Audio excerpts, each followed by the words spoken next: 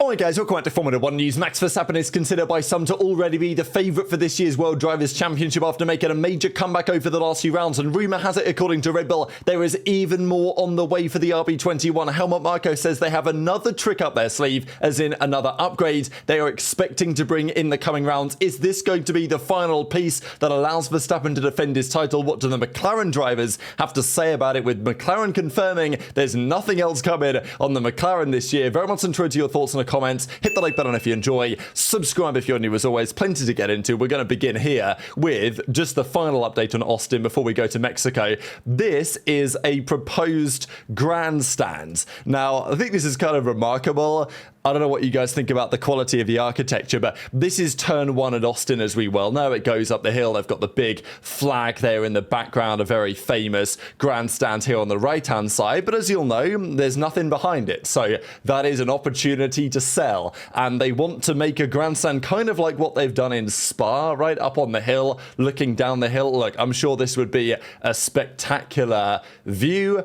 I'm not so sure about the cable car, but yeah, I'll just put that out there because that is apparently what the Circuit of the Americas want to cook up. We know that they've extended this circuit on the calendar until at least, I think, 2034 was the confirmation last weekend. That is probably going to be built over the coming years. We'll see about that. Speaking of Mexico, as usual, given the longer runoff areas and stuff, they do quite like to use the circuit for rookie drivers, inexperienced drivers, to do their mandatory sessions. Anthony Fuoco will actually be driving the Ferrari, which is pretty interesting. We've got Pato O'Ward is going to be in the McLaren, as usual, Mexican driver. It is interesting, of course, because Lando's cooking over the last few rounds. He's made some progress. I don't think missing one practice session in Mexico is going to be the end of the world. It's not a sprint. Of course, the sprints are to come in Brazil and then Qatar, right, over the coming rounds. So that's still to happen. Don't think it's going to affect Lando too much, missing one session of free practice. And then Frederick Vesti is back in the car, which is kind of interesting, at Mercedes, the W16 in Mexico. Can the W16 again deliver a key performance from now to the end of the season? They won in Singapore. I definitely think in the conversation we are going to have in the coming minutes as to whether Max can make the comeback, one of the factors in play there is how competitive Ferrari and Mercedes can be in the coming weekends. If it's just Max against the McLarens, then it's a very different context to the title fighters we presently have. But as we've seen over the last few rounds, it's probably not just going to be Max versus the McLarens. The other big update is on Colton Herta. So Colton Herta, IndyCar driver, has made his intention clear to try and come to Formula 1 and race for Cadillac. That is going to be a major challenge. In order for that to happen, he would need to get so many super license points. That's not really possible in IndyCar because arguably the FIA underrates what the super license points should be worth in IndyCar because it's not an FIA championship. Herta was linked at one point to AlphaTauri. That then never happened, but it has now been confirmed he will race for High Tech in Formula 2 next year. Now, this is going to be a massive challenge, and it is going to be very exciting to watch a driver of Herta's caliber and success to a certain extent in IndyCar give it a go in Formula 2. As Will Buxton says, these are circuits that he won't know, a tyre that takes a lot of understanding, a style of racing that he isn't used to, a field that shouldn't be underestimated. And the other thing that Will Buxton doesn't say is cars that may not be equal as they might want you to believe, right? So that's the other piece of the equation as well that has got to be thrown into the mix here in Formula 2. So definitely a huge challenge with some serious talent on that grid next season. But let's talk about the driver lineups at the top and what is going to happen over the coming rounds. We have 5 races to go: Mexico, Brazil, Qatar or Las Vegas, then Qatar, then Abu Dhabi. And over the last several rounds, over the last 5 or so rounds, Max has scored identically to both of the McLaren drivers combined. That leaves this as the curve of the championship battle this season. Started off kind of all over the place, really. Then it became clear around about the Spanish Grand Prix after the disaster class from Max there. And really, Hungary was when it became very clear that Max had no chance in this championship. Also, it seemed at the time. There are a couple of 0-point scores here for Lando, of course, in Canada, and then notably in Zandvoort. But without those, or certainly without the Zandvoort one, he would already be back in front of the championship, and you couldn't write a better script here. I mean, look at those 3 lines. They look like they are converging on the same point come the final race of the season. And as I've said over the last few days, it is very difficult to say right now who the championship favourite actually is. I think Lando is going to a certain degree under the radar right now. He doesn't have as much pressure on him as Piastri does. He seems like he's riding that wave relatively well and has been pretty impressive since the summer break. Piastri, on the other hand, has faltered the last few weekends. It looks like the pressure is getting him at least to a certain extent. And Max is on unbelievable form. Thought this was quite remarkable. Average sector times in the US Grand Prix. Max in Sector 3 was mighty. He was 3/10 up on anyone. That, of course, is the Sector 2 ends just after the end of the long straight. So that's all the twisty bit. And then the final couple of corners. And then, well, obviously the big right-handers that are in that section as well. I think interesting that Lando, his first sector on average was a 26.4. Piastri's was a 26.6. And that's despite the fact that Norris spent a load of that time in the dirty air of Charles Leclerc, which you would expect, of course, would affect him more in the first sector. So there was a lot of comment from McLaren on why Oscar was struggling, right? Because this was probably the first weekend we have seen all year. I mean, really since this time last year, to be honest, when Oscar was just way off the pace of Lando Norris. And Andrea Stella kind of shared some insights into why that might be. The race even said that McLaren looked at Oscar's car after the race to try and figure out whether there was actually any issue with the machinery. To our understanding, they didn't find any. But Andrea Stella effectively said this: the car was sliding a lot due to the wind and the high temperatures, with locking up under braking. You have to find the right feel and rhythm in these low grip conditions. It's a condition that doesn't favour Oscar's skills. He'll work on it, he'll learn. He's done it on other occasions. Not worried about his performance, right? But encouraged by the car's performance, which is kind of an interesting observation that we will get to as well. So effectively, Andrea Stella says, look, this weekend it was a skill issue, right? Piastri's strengths did not suit the conditions that presented for the car. But also, to a certain extent, that's got to be getting to Oscar mentally, hasn't it, right? Like the last few weekends, Singapore was, you know, the best of the last 3 weekends, and it wasn't great at all.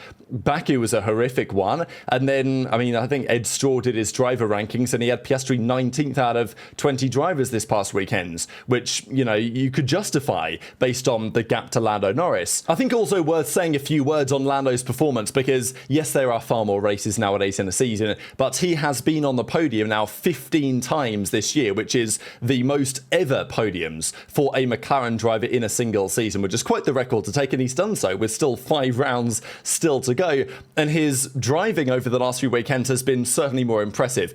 I have criticised Lando heavily for his mentality, and I think justifiably so on many an occasion. It was only the other day he was asked, I think it was that Vogue thing, he did that like photo shoot or whatever. They asked him what's important in life, and he basically said, you know, I want to have a good life, enjoy my life, and winning is kind of secondary, right? That was basically what he said. And it's like, you don't tend to get any top level athletes really saying those things. But Lando and his engineer Will Joseph have been adamant that for Lando's specific mentality, we know that he can be very harsh on himself, and he certainly has been in recent seasons.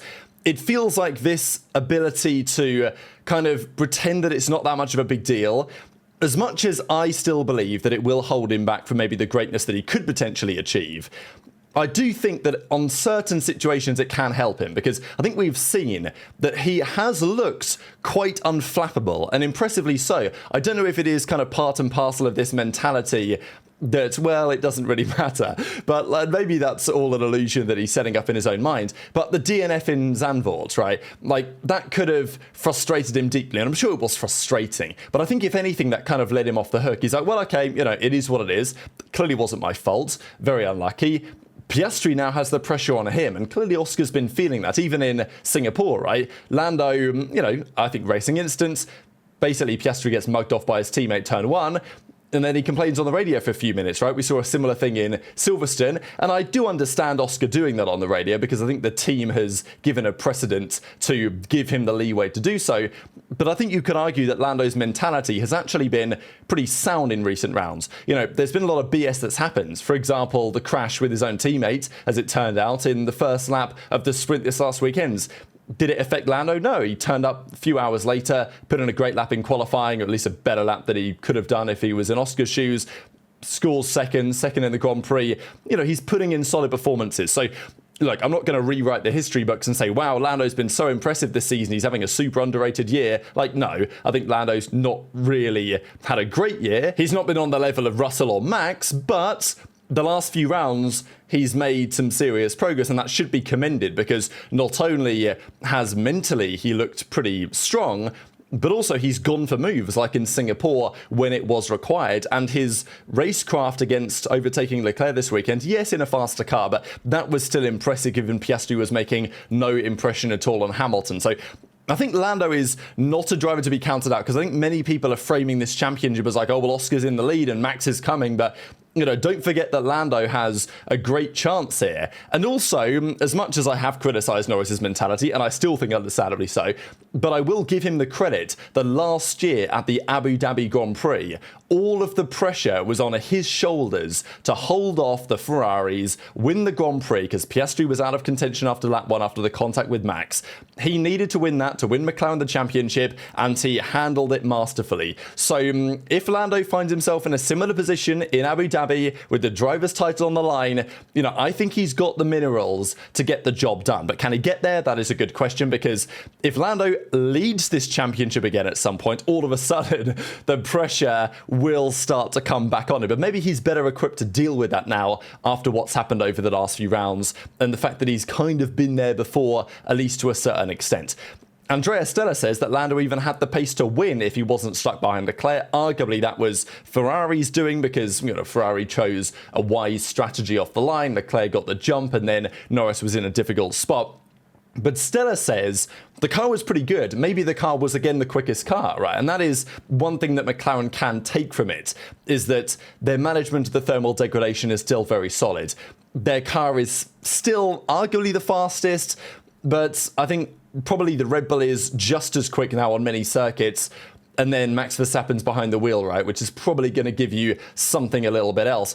He also went on to say, Andrea Stella, this: I think they recognise themselves, talking directly to the drivers, they could have done a better job at some of the previous races. We look at the next 5 races as opportunities to increase the gap to Max. So McLaren don't believe that they're massively on the back foot. They think they've got a car which is definitely good enough to still challenge and beat Max Verstappen. And that's why Max has a 40-point deficit, which now doesn't feel like much in the context of the way the championship has gone.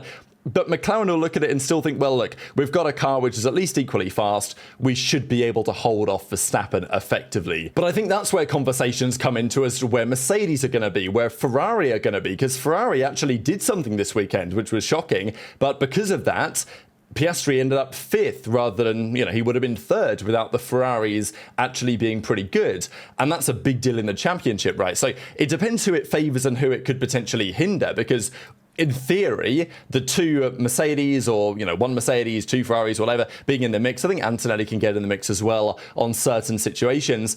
They can take points off the McLarens, but also they could take points off Max. They could be another thorn in the side, let's say, in a potential turn 1 collision if they know that they have something to fight for in the Grand Prix. And I also am fascinated to see what happens now that Max is within fighting distance. He recognises after Austin that this title is very much on. And we know what Max was doing last year in Mexico. He knew that his only title rival was Lando Norris. He took the 20-second penalty that he got for these incidents on the chin, and it did compromise Lando's eventual attempts to win this Grand Prix. He got Leclerc in the end and eventually finished seconds. And of course, Max took a load of penalties. But, Max, given the title situation, saw this as an appropriate decision to make, as outrageous as the racecraft turned out to be. So I do wonder whether we might get a bit of that again, right? Max now really sniffs this championship, and if he needs to make questionable decisions to make that happen, of course, though, he's not got the lead he had last year, so he can't afford to take so much risk in terms of getting penalties. Maybe Piastri or Lando could, depending on the circumstances. I don't know if we're going to see that, though, because it's certainly not just a 2-horse race. And as I say, Ferrari, they actually made some progress working on the braking system. The lift coast wasn't as much of a critical issue as it had been in previous weekends, so maybe they can get themselves in the mix. And we know how difficult overtaking is this year and will continue to be in upcoming circuits as well. And if that remains true, qualifying will be critically important again, where confidence, of course, is also critically important in terms of delivering a quality lap time. And the championship appears to be all over the place at the moment. But McLaren today said that, look, we've got nothing else coming on the car. It is what it is, right? They turned off the tap on development a long time ago and focused on 2026, believing they had everything sewn up, as it appears that they did. But that is not quite the case. And Helmut Marko says it's now clear that McLaren no longer has the same ease. Piastri had a tough time today in Kota. I hope it stays that way. So, here he goes again with the rage baiting. This, however, was the key comment of his interview with Austrian press. He said the following: "We still have something up our sleeve. I don't know exactly when it will arrive." So in previous years, Austin has typically been the sign of the final major upgrade. And I'm not saying that whatever Red Bull bring is going to be a major upgrade here, but usually the teams might bring a package to Austin, and then that will effectively be it for the rest of the season, right? And that's in a season where they're focusing on next year's car, which is basically the same as this year's car, with a small change in the rules. Next year in 2026 is a massive change of regulations. Basically every team, especially Ferrari and others, switched off the taps on this year's development a long time ago. Red Bull, so remarkably in my opinion, really committed. And around Hungary, they would have felt like this commitment to Max trying to win this title was totally unfounded. I mean, Marko even said it this weekend that around about the Hungarian Grand Prix in Budapest, they thought there was no chance. They thought it was totally over. But they kept the belief. Max somehow was getting the belief back. They made some progress on the car in their understanding of it, and they brought plenty of upgrades too. And now every other team has nothing left to give. They're all looking at next year, and Red Bull still have something up their sleeve. So, look, this may be something very minor. This may be a roll of duct tape so they can plaster that over Lando Norris's. They can stop him lining up in his grid box. We talked about that drama yesterday. I'm not expecting a zero pod to roll out of the garage, right? But Marko says, yeah, we got something. Don't know when it will arrive is kind of interesting, because that implies that it may only arrive, like Brazil? 3 rounds to go? 2-3 rounds to go? It's kind of wild, isn't it? That we've got a brand new set of regulations next year, and Red Bull are bringing some sort of secret upgrade with like 2 races to go. It shows how committed they are to trying to help Max get the job done. And we may look back at this season that Austin was the critical weekends, because Max gained 8 points in the sprints and then another handful of points during the main Grand Prix as well, especially on Oscar and also on Lando. I'm not expecting Max to gain like 12 points a weekend from now on, but if he chips away, we might look back at Austin as the critical one, especially if he then has a package on the last couple of Grand Prix that is especially effective, right? You would expect Mexico to be pretty damn good for the Red Bull. It's certainly been a good one for Max historically. Last year, not so much. But then we look at the other circuits. Brazil, I mean, it goes without saying what Max did around that track last year. But again, hasn't been perfect Red Bull over the last few years. George gave him a good fight there a good couple of years ago as well. Then Las Vegas, we know that what Mercedes did around there last year. So, I mean, I kind of doubt Mercedes will do it again. They're just one of those teams. But who knows? What if Mercedes just have a rocket ship around Las Vegas again? They won 2, and all of a sudden Max is 3rd at best. The McLarens are 4th, 5th, and it's only, gaining a couple of points here or there, right? So you never really know. Qatar is all to play for sure. But maybe if that's when the upgrade comes in, who knows? Maybe Max has a rocket ship the last couple of Grand Prix, and it's difficult for McLaren to fire back. So I think with this in mind, McLaren need to, I'm not even saying McLaren, I mean, at this point we're talking about Lando and Oscar, right? It's not about the team constructed championship anymore. They need to limit the damage, and maybe limit the damage isn't even the right word. They need to start gaining points back on Max, maybe, because if they bring this upgrade and Max has the best car of all time in Abu Dhabi and in Qatar, then they need to make sure that gap does not get any smaller as quickly as they possibly can. So it's every man for himself at this point. And tweet your thoughts in the comments below. Did see this quite remarkable statistic that with 5 races to go in 2010, Mark Webber was leading the championship. And, well, it turned out that Sebastian Vettel won the title that year. Well, 15 years on, there is a theory that with 5 races to go, there could be another Australian driver winning the championship, and then there could be another sister driver who ends up taking the victory. But we'll see what time says on that. So intrigued to your thoughts in the comments. Hit the like button if you enjoyed. Subscribe if you're new. Take care, and I'll see you next time.